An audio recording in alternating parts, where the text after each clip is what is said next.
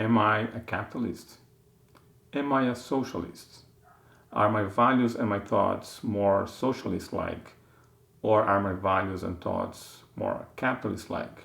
These are the things I'm going to be addressing in this video. I'm going to give you a few questions, and depending on the answer to your question, you may judge for yourself if you are more capitalist or more socialist or more capitalist or more Marxist. And again, these questions are not going to be true for 100% of the time. I have met a lot of people who believe to be capitalists, but when I ask them some key questions, I find out they are a bit more socialist. And it's very normal for someone to believe they have one ideal and see themselves doing and acting differently because they do not know how those actions in particular may make them more socialist or more capitalist. So here are the questions, and again, not every capitalist is going to agree with this, not every socialist is going to agree with the answer. There'll be people who are on both sides that would agree more with one than the other.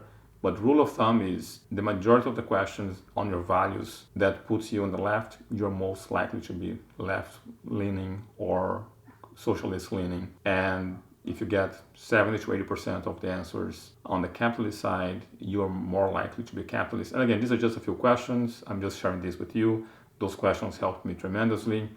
Those questions are questions that I use from time to time when I'm interacting with other people. So the first question is, what is more valuable, equality or liberty?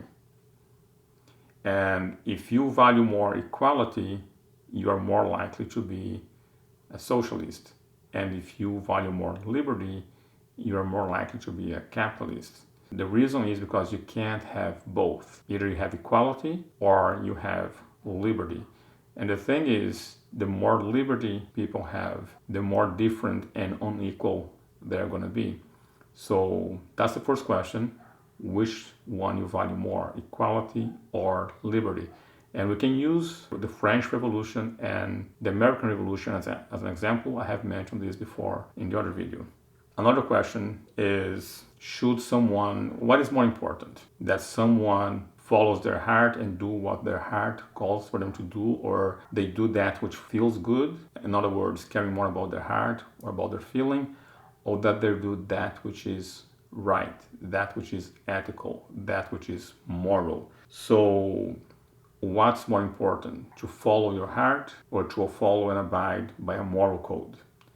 If you do believe that your feelings and doing what you feel like and following your heart is more important than doing that which is morally correct or abiding by a moral code, then guess what? You are more likely to be a socialist or a left-wing person than a true capitalist or more right-wing leaning, because either you do that which you know to be right, or you do that which satisfies your feeling.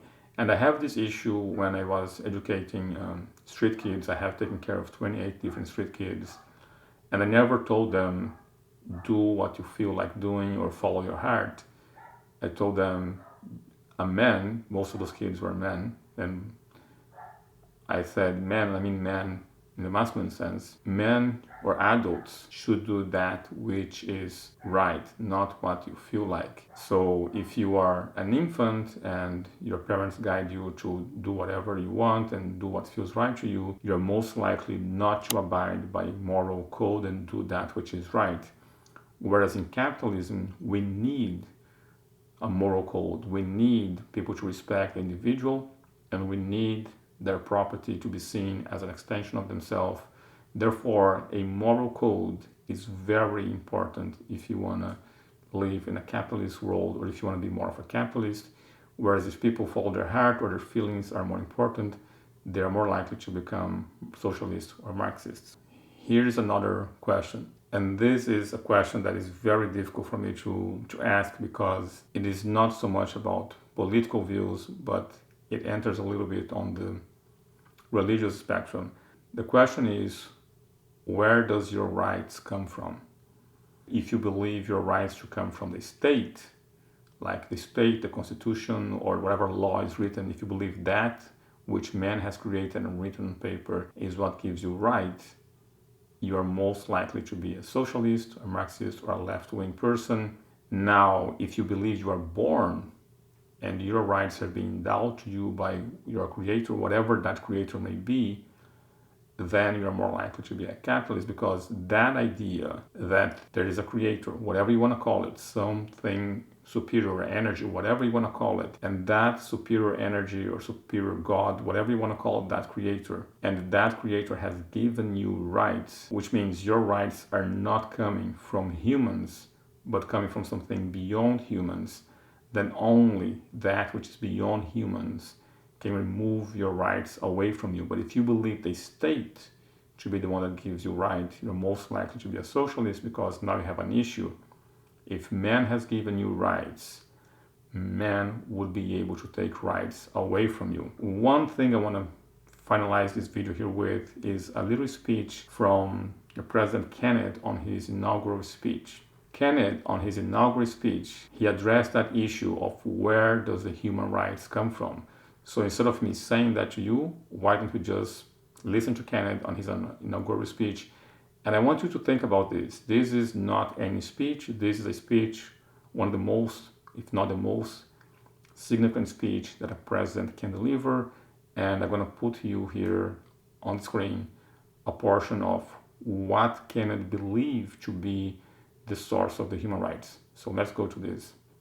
And yet the same revolutionary beliefs for which our forebears fought are still at issue around the globe. The belief that the rights of man come not from the generosity of the state, but from the hand of God. The belief that the rights of man come not from the generosity of the state, but from the hand of God. That we shall pay any price, bear any burden, meet any hardship, support any friend, oppose any foe, to assure the survival and the success of liberty. As you can hear from him, he believes the human rights not to come from the state, but from God. And that is a very important distinction between a capitalist or a more right-leaning person than a left-leaning person. So I think we can end this video right here with Kennedy's speech. And again, you can ask your questions that to yourself. What were your answers?